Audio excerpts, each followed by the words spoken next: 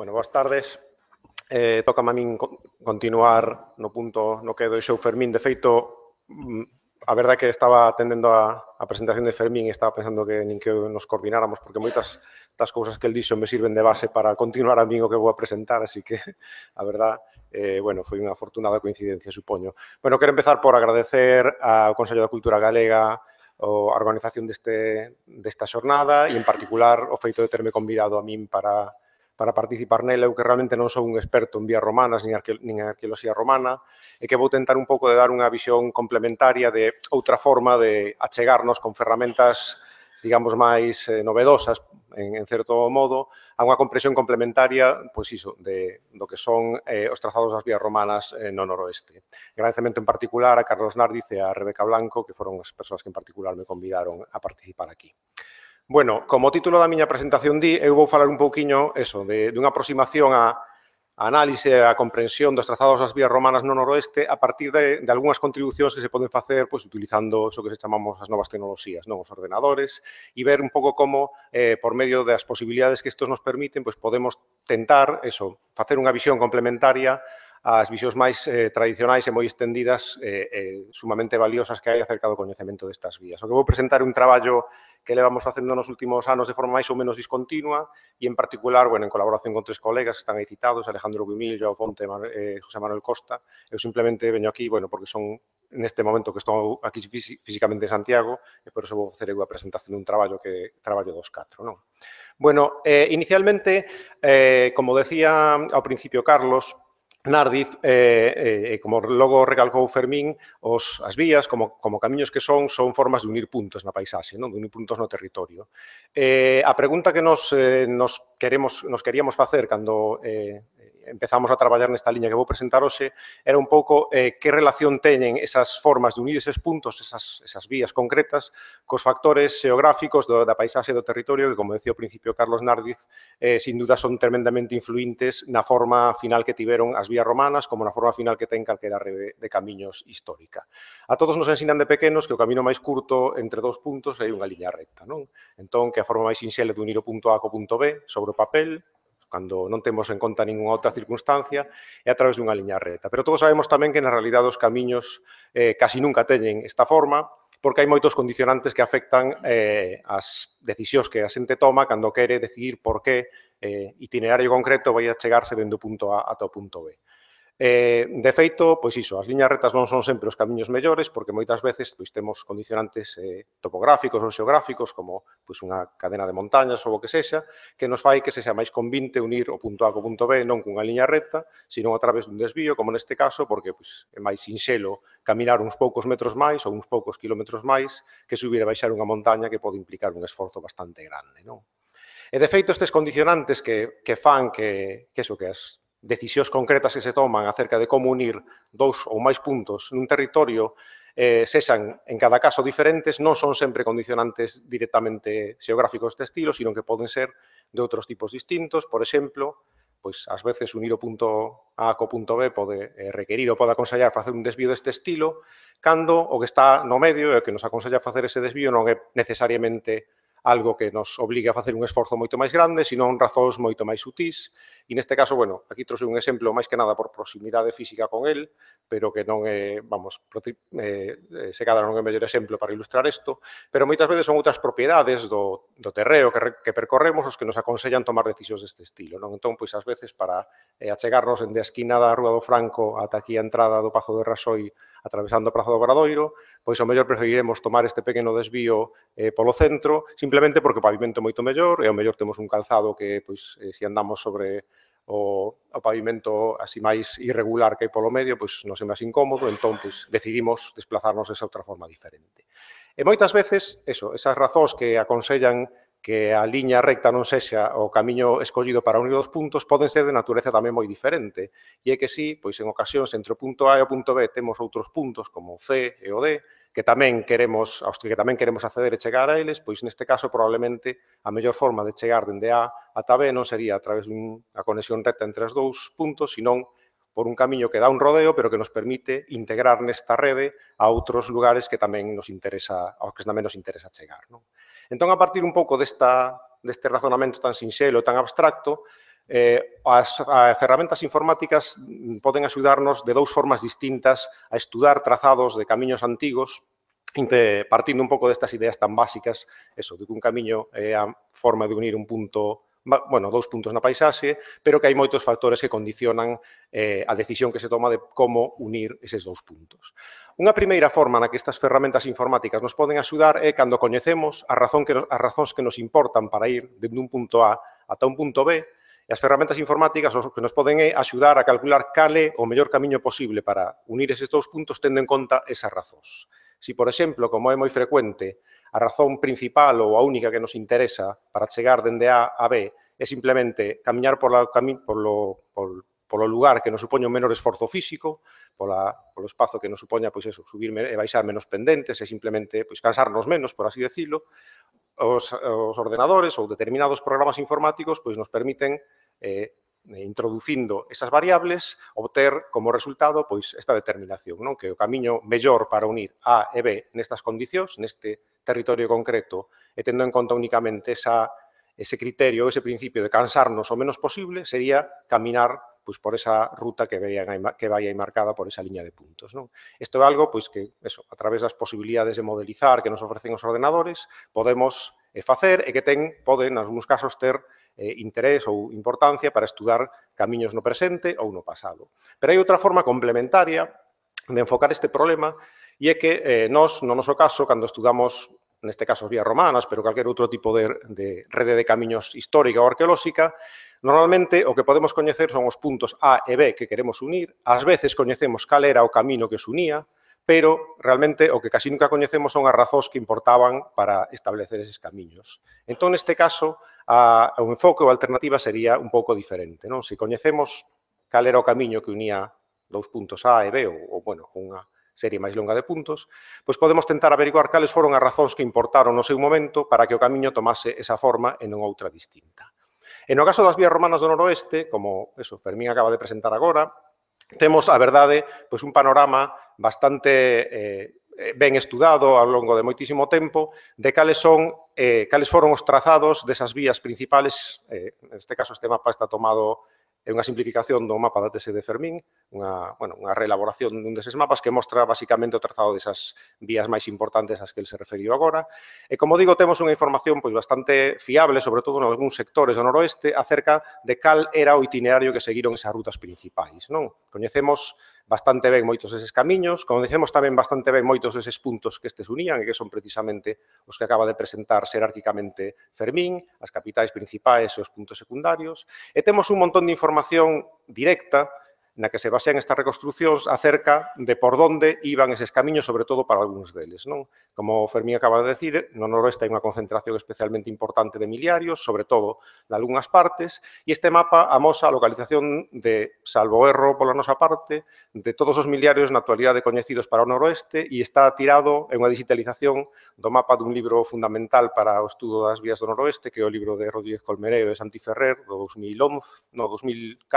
pode ser, o de miliarios inscripcións viarias no noroeste, que, bueno, para nós foi fundamental para este traballo porque nos proporcionou moitísima información acerca de todos estes elementos que nos indican, nos dan información máis ou menos fiable, máis ou menos exacta, porque, bueno, algúns miliarios están in situ, outros non tanto, pero en todo caso é información directa de primeira man acerca dos itinerarios que tiñan eses trazados. No mapa tamén se inclúen algunhas desas pontes, distinguindo entre as que poderían ser con máis ou menos certidumbre romanas. Non me lembro exactamente de onde sacamos este mapa de pontes, así que non podo dar a referencia exacta neste momento, pero supoño que máis ou menos ha de ser bastante correcto. Pois ben, partindo da idea, entón, de que sabemos bastante acerca dos puntos que estas vías unían e tamén sabemos bastante acerca dos itinerarios concretos que as vías seguían, o que nos fixemos foi utilizar os ordenadores para ese segundo perspectiva, o punto de vista que vos presentaba antes, para, a partir desta idea, destes elementos, tentar averiguar cales foron as razóns que se tiveron en conta para decidir que os trazados seguisen eses itinerarios e non outros diferentes. E o que fixemos,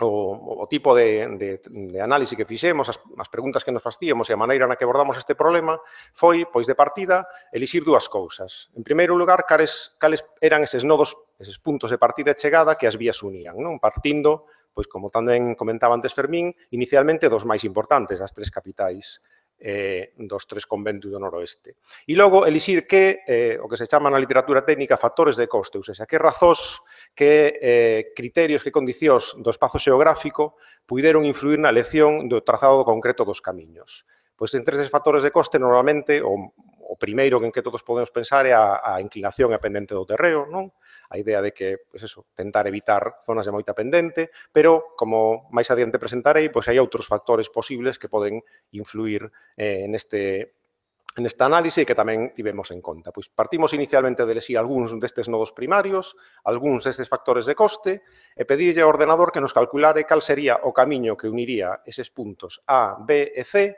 si se tivesen en conta únicamente estes factores de coste que decidimos considerar. Os resultados son unha serie de liñas, uns camiños teóricos, que logo podemos comparar cos camiños coñecidos e, máis concretamente, cos indicadores directos deses camiños coñecidos, sobre todo cos miliarios, coa distribución dos miliarios, e, a partir desta comparación, podemos ver que, pois, en algúns casos haberá unha grande coincidencia, en algúns outros casos haberá unha pequena coincidencia. Nos casos nos que teñamos unha boa coincidencia, pois, poderíamos ter unha boa explicación de que elementos se tiveron en conta para trazar esas vías, e nos casos nos que teñamos unha pequena coincidencia, teríamos que volver ao principio e ben ter en conta que ou ben houve outros puntos de partida e chegada que tiveron que ser considerados, ou ben que houve outros factores de coste, outros elementos, outros criterios do espazo xeográfico que se tiveron en conta para decidir o trazado dos camiños. E a partir desta secuencia de traballo, desta idea, o que fixemos entón, como decía, foi pois partir do presuposto da hipótese máis básica, non? Era pois tomaren como puntos de partida de destino únicamente eses tres capitais conventuais, Lucus, Brácara e Astúrica, e tomar únicamente como ese factor de coste, ou seja, como criterio importante para decidir a maneira de conectar estes tres nodos, estes tres núcleos, o feito de buscar as zonas de menor esforzo, vale? Ou seja, pedimos ao ordenador que nos calculase cal sería a forma de comunicar Brácara, Lucus e Astúrica, simplemente se o único que nos importase fose invertir o menor esforzo neste desplazamento. O resultado deste primeiro análise foi este que vedes aí, e, bueno, como de alguna forma cabería esperar, o resultado é únicamente aproximado ou máis ben pouco aproximado en moitos dos casos, pero en outros casos sí que nos deu un resultado xa bastante interesante, non? O que vedes aquí marcado en negro serían os miliarios que se corresponderían máis ou menos coas vías que unen de forma máis directa esas tres capitais. Vedes que, obviamente, no caso das dúas vías que van hacia Astúrica non hai absolutamente ninguna coincidencia entre estes camiños teóricos e a localización deses miliarios e tampouco das propostas acerca do trazado desas vías, pero, sin embargo, sí que vedes como o camiño máis de menor esforzo que une Brácara con Lucus é un camiño que coincide bastante ben coa distribución dos miliarios que se corresponderían ao inicio basicamente cos miliarios do que logo é a vía 18 e logo máis adiante con toda esta rede de miliarios que se espallan por aquí nesa vía que Fermín presentaba como esa vía directa entre Brácara e Lucus, non? E tamén hai unha coincidencia bastante interesante coa localización actual de Ourense e coa ponte romana de Ourense, polo que, pois, aínda que esta idea tan básica simplemente de utilizar o criterio de menor coste non permite entender casi nada do trazado das redes viarias no noroeste, sin embargo, sí que permite entender de forma bastante axeitada esa rede, en principio, secundaria ou, bueno, discutida e misteriosa que uniría directamente Brácara con Lucus e que resulta ser, pois, iso, o camiño, digamos, inicialmente máis sinxelo de unir estes dous núcleos principais.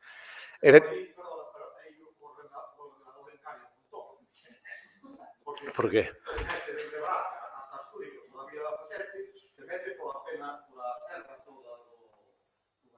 Sí, pola Cabrera e por aí, sí. Sí. Claro, eso... Claro, non, sobre non, o ordenador o que está facendo é o que ti lle pides que faga. E ti lle pides que che una eses dous puntos únicamente seguindo, non pola liña recta, porque sabes que a liña non é exactamente recta, pero únicamente o que ten en conta é evitar as zonas de maior pendente. E tendo en conta tamén eso, que ti podes preferir subir unha pendente un pouco alta se a alternativa é facer un desvío de moitos kilómetros. Entón, o ordenador o que fai é isto, e dende logo así a cousa non funciona. Pero máis adiante, sobre esta vía en particular, verás que introducimos outros criterios que si axudaron a entendela moito mellor. Pero o interesante tamén é que con ese criterio tan simplista, sin embargo, esta vía sí que dá un resultado bastante interesante, non? Entón, bueno, semella que esta conexión sí que ten sentido dende este punto de vista tan básico, pero o resto, por suposto, non. Para o resto das vías non funciona. Entón, o que fixemos foi iso, decir, bueno, se estes criterios tan básicos non funcionan, tiveron que manexarse outros criterios adicionais para decidir o trazado das vías. E o primeiro que fixemos foi decir, bueno, Decais, a parte destes tres núcleos principais, eses núcleos secundarios aos que Fermín se refería antes, poderan ter tenido tamén un papel importante na decisión do trazado das vías, vale? Ou seja, a decisión de unir estas tres capitais conventuais de unha forma máis ou menos directa estivo mediatizada polo feito de que o trazado pasara necesariamente por esas capitais secundarias. Entón, o que fixemos foi introducir na análise os núcleos de Iria e de Aqua e Flavia e de Tui, basicamente, e o resultado é este que vedes aquí. En este caso, pois, agora, aínda que para todo o que ten que ver coa zona de Astúrica seguimos tendo un resultado moi pouco parecido á realidade, sin embargo, para o que é a vía 19, sí xa temos un trazado que se semella moitísimo a distribución real dos miliarios que marcan esa vía e as diferentes reconstruccións acerca do trazado da vía 19. Non, isto tampouco é realmente unha novidade, porque, bueno, máis ou menos estaba claro que a vía 19 sigue un itinerario natural como é a depresión meridiana, pero o que é interesante de ver é eso, que a única lógica que ten unir Braga e Lugo por aquí non é a lógica do camiño máis corto ou máis rápido, senón a lógica do camiño máis corto e máis rápido que pase por Iria Flavia. Ou seja, que a idea é que pasar por Iria sería un criterio que se tivo en conta necesariamente á hora de decidir o trazado desta vía 19. Que o feito de que o paso pola zona que logo ocuparía Iria Flavia foi algo importante á hora de ter en conta este trazado. Non? Sin embargo, vedes que no caso de Chaves, pues, incluílo desta forma de análise cambia o camiño que antes tiñamos, pero non o suficiente, ni moito menos, como para que se asemelle ao trazado da vía 17. E, bueno, seguimos facendo un pouco nesta primeira traballo que fixemos hai xa uns anos, exercicios un pouco semellantes, nos quedaba totalmente desconectada todavía a vía 18 e simplemente seleccionamos un punto que nos pareceu significativo do paso da vía desta vía 18, como foi Pontevivei, e de novo, se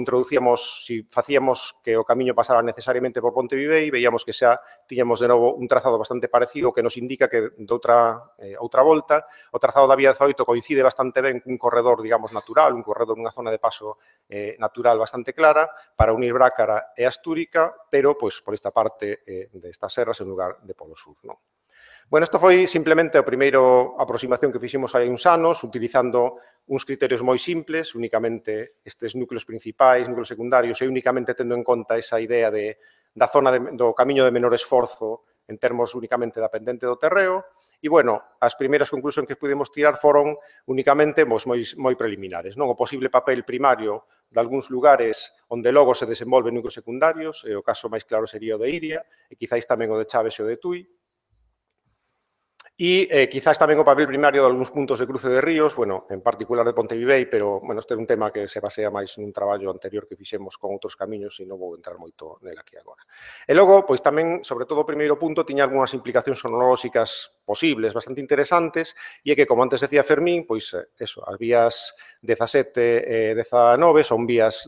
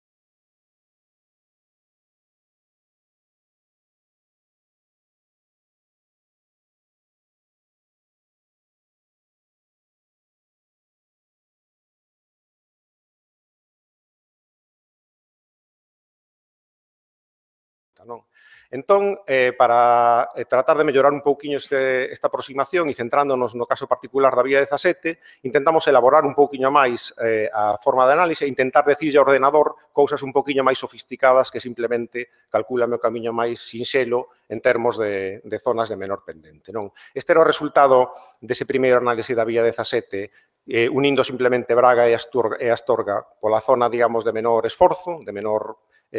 enerxía consumida, que é a forma na que se calcula isto.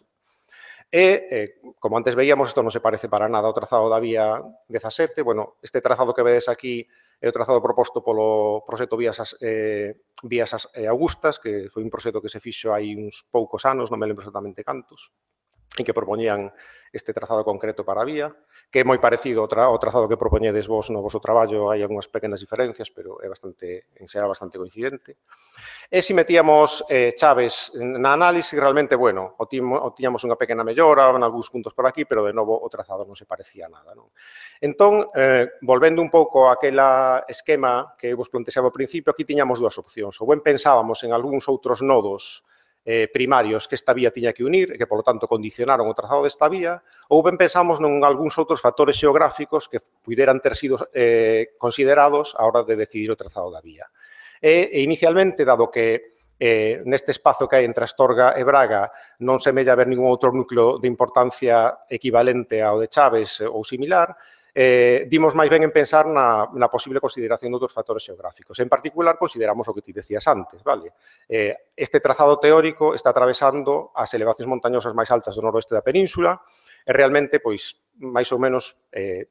sería bastante lógico pensar que os romanos, igual que calquera persona hoxe en día, tentaría evitar estas zonas tan altas e construir os seus camiños por outro lugar distinto. Entón, lle dixemos ao ordenador que nos calculara cal sería o camiño teórico que uniría Braga, Chaves e Astorga, evitando pasar por estas zonas máis elevadas. Este resultado xa se empeza a parecer un poquinho máis ao trazado da vía. Como vedes, o que está marcado aí en azul serían esas zonas máis elevadas. Neste caso, marcamos un límite alrededor de 1000 metros, de forma un poquinho convencional, pero bueno. E o resultado que vedes aí xa se empeza a parecer bastante máis ao trazado da vía, aínda que todavía persisten bastantes discrepancias, non? Vedes que todavía hai unha grande discrepancia por acá,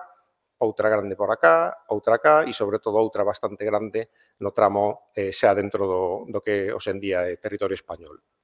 Entón, de novo, volvemos ao punto de partida. Sería que habería outros factores xeográficos outra vez que tiveron en conta, ou sería que habería outros nodos importantes, e de novo pensamos noutro factor xeográfico importante que moitas veces se comenta cando se fala de vías romanas e que en moitos casos as vías romanas pois se diseñaban ou se construían tendo en conta a necesidade do desplazamento de vehículos.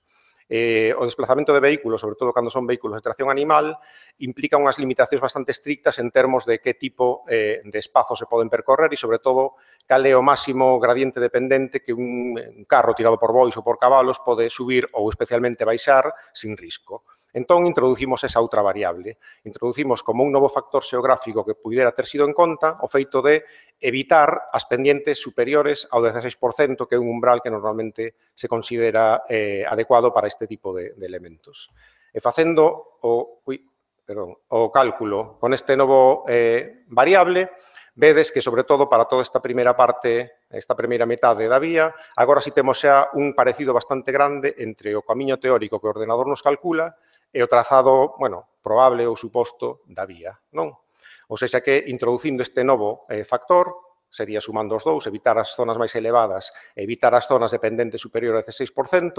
e temos unha aproximación bastante máis certa ao trazado coñecido para a vía, aínda que nesta parte de aquí seguimos tendo de novo bastante forte, non? Entón, seguimos afondando no noso análise e, por acá, xa nos centramos en analizar esta parte de acá do trazado da vía e, en particular, veíamos que non había realmente xa ningún outro factor xeográfico que se nos ocurrise que puidéramos ter en conta, non? Xa timos en conta evitar zonas moi elevadas, evitar zonas de moita pendente, etc.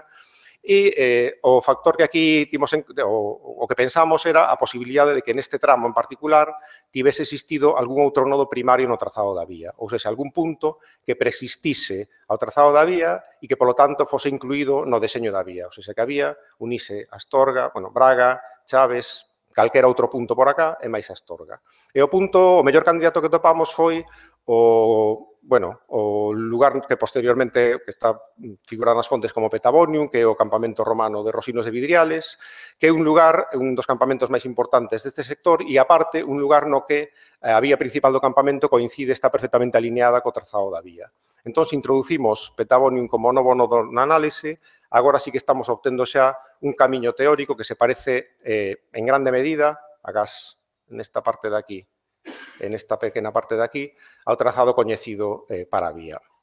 Entón, como vedes un pouco, o que estamos facendo con o ordenador é, de alguna forma, xogar coa combinación posible de diferentes factores ata atopar un resultado que se parece o máis posible aos indicios coñecidos e ao trazado coñecido da vía. E cando temos un resultado deste estilo, o que podemos propoñer é, pois iso, que eses factores que nos estamos tendo en conta e máis eses nodos que estamos considerando, puderan ser tido os que condicionaran e influíran no deseño final que esta vía en particular tivo.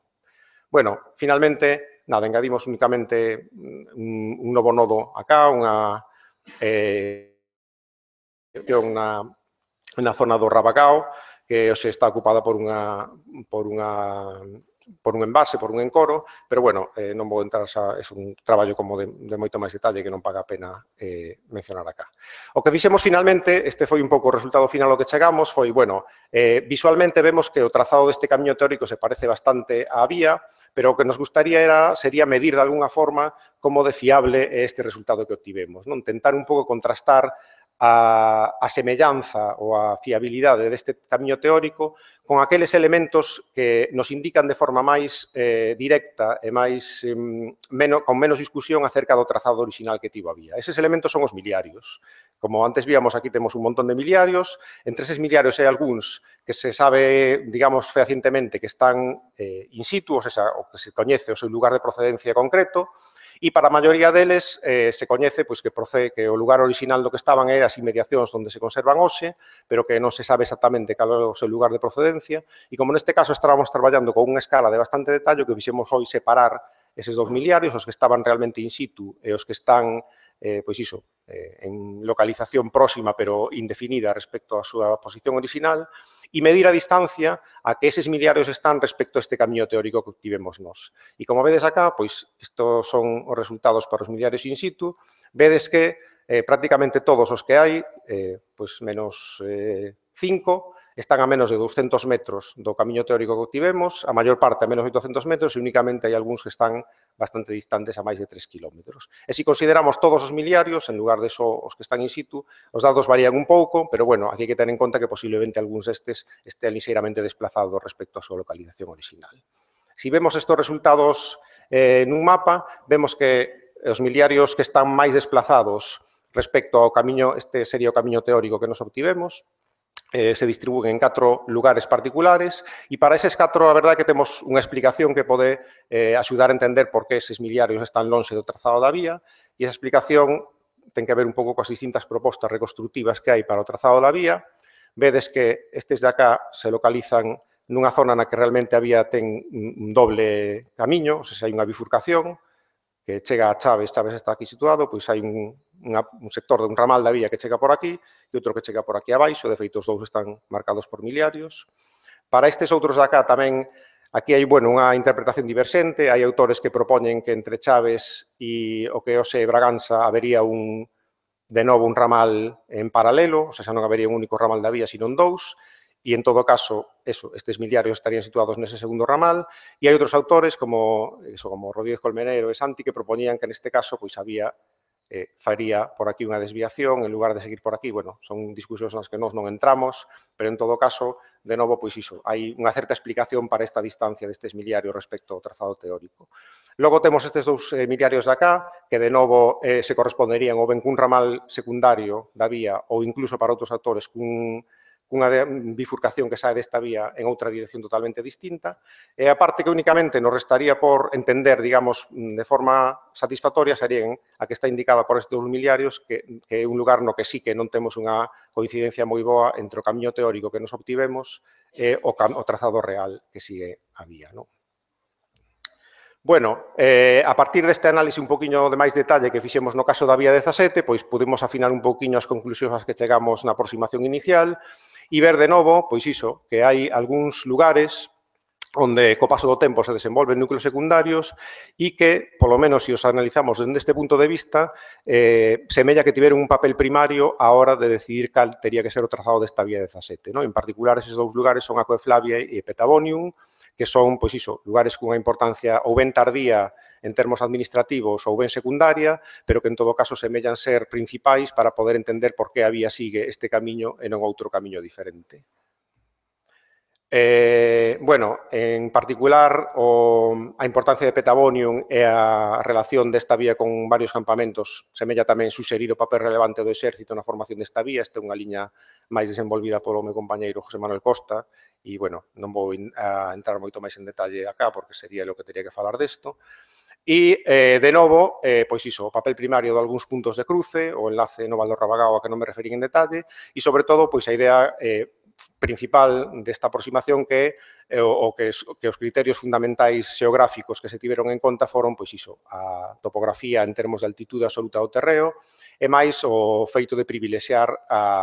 de favorecer o desplazamento de vehículos tirados por animais, non? Que esos son os factores que, cando os introducimos na análise, nos dan un resultado que se semella bastante ao trazado final que tivo a vía. E, bueno, nada máis pola miña banda. Bueno, isto é o que me acababa de referir agora. E, bueno, como decía, simplemente, o que presentei aquí, o traballo este que fixemos, é máis ben, pois iso, unha forma alternativa de mirar un pouco a estes datos, esta información moi abundante que existe no noroeste acerca dos trazados das vías, que está, pois iso, se basea en moitísimo traballo de campo de moitísima xente que nos permitiu obter a documentación necesaria para facer un traballo deste estilo e mostrar un pouco, pois iso, como as posibilidades de simulación e de modelización dos ordenadores pois permiten enfrontarnos a problemas arqueolóxicos pois cunha perspectiva diferente e, sobre todo, complementaria das perspectivas arqueolóxicas máis tradicionais, non? E, finalmente, pois, eso, que eventualmente, no futuro, se cadra, non sei o que pasará, pero que, bueno, que existe a posibilidade de utilizar estas conclusións que obtivemos a partir dese traballo para tratar de predicir cal podería ser o trazado esperable das vías en zonas nas que coñecemos moito menos acerca delas, nas que temos moitos menos miliarios, ou nas que hai moita maior incertidumbre acerca de por onde puideron ter ido esas vías. Pois, someter esas zonas a un análise deste estilo podería axudarnos a acotar cales serían as posibles zonas nas que esas vías poderían ter percorrido. E nada máis. Moitas grazas.